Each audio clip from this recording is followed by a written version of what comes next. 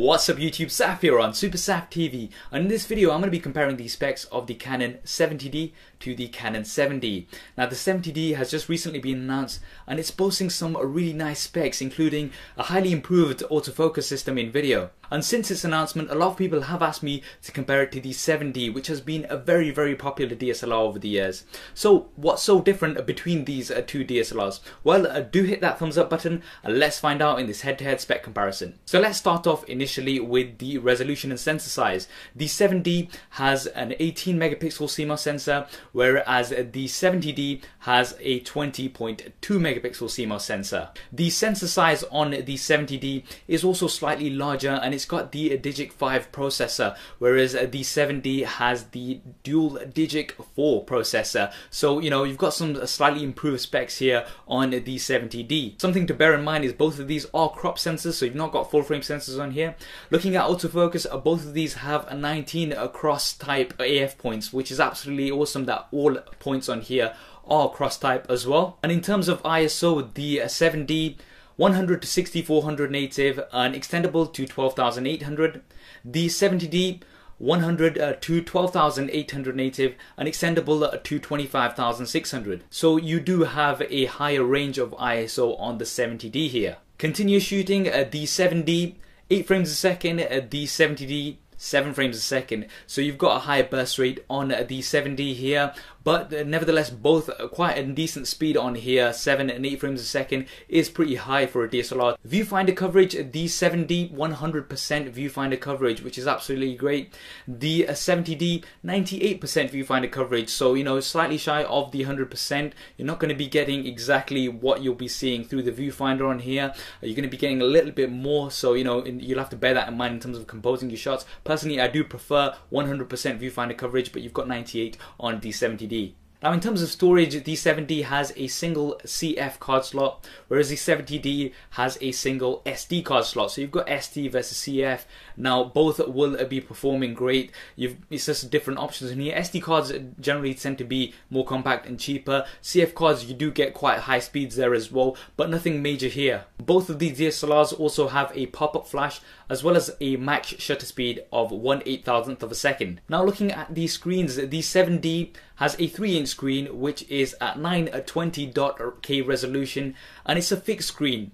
The 70D on the other hand is also a 3-inch screen and it's got high resolution of 1040K dot, but it's also a swivel out screen as well, which is absolutely great. So you're going to be able to get some really nice angles and things. And it's also a touch screen, so something new here, on the recent Canon DSLRs that we're seeing. So you've got some touchscreen functionality on there as well, which is absolutely great. Now here's something interesting, continuous focus in movie mode. The 7D does not have this, but the 70D, you've got the improved dual pixel CMOS AF technology. Now this is something new. This is the first Canon DSLR with this functionality. It's looking absolutely great. The examples look really good too. And it's supposed to offer fast and smooth autofocus tracking in movie mode, something that's been lacking quite a bit on DSLRs in general in terms of movie mode.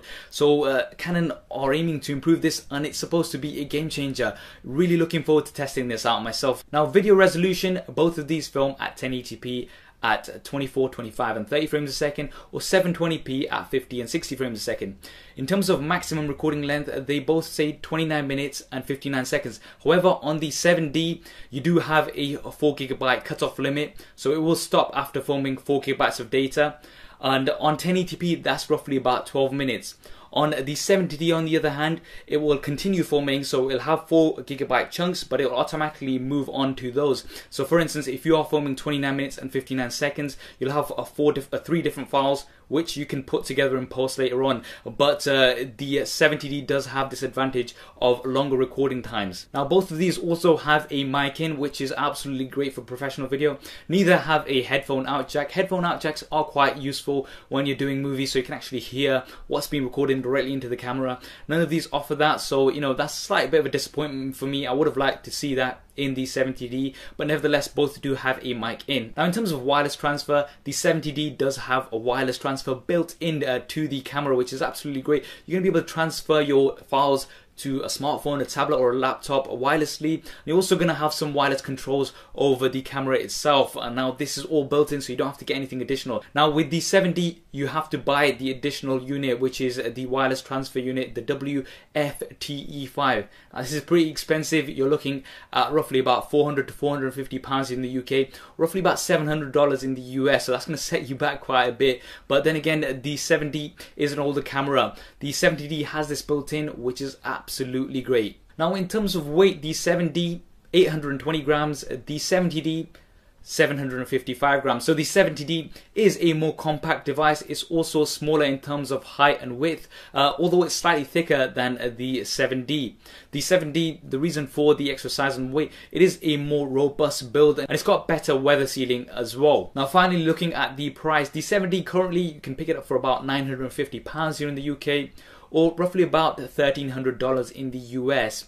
The 70D, if you want to go out and pre-order it right now, it's £1,080 here in the UK, or roughly about $1,200 in the US. So a slight variation in pricing here in terms of the dollars and the pounds, but hopefully that gives you a bit of an idea of the difference in pricing.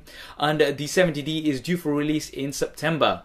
Now to summarize, both are great DSLRs, and the 70D does seem to have lots more additional features, especially when it comes to the autofocusing system, which is a key selling point here. But then again, the 7D is a few years old now, so there is rumors of a 7D Mark II, which we can compare when that comes through, but it still is a great camera and still does hold up quite well in terms of today's standards. What are your views on these two DSLRs? What do you think of the 70D? Do drop me a comment below and let me know your thoughts. And I hope you enjoyed this video and found it useful. If you did, as always, please do hit that thumbs up button for me. It really does help me out. And why not subscribe to the channel? I've got plenty more videos coming up on here.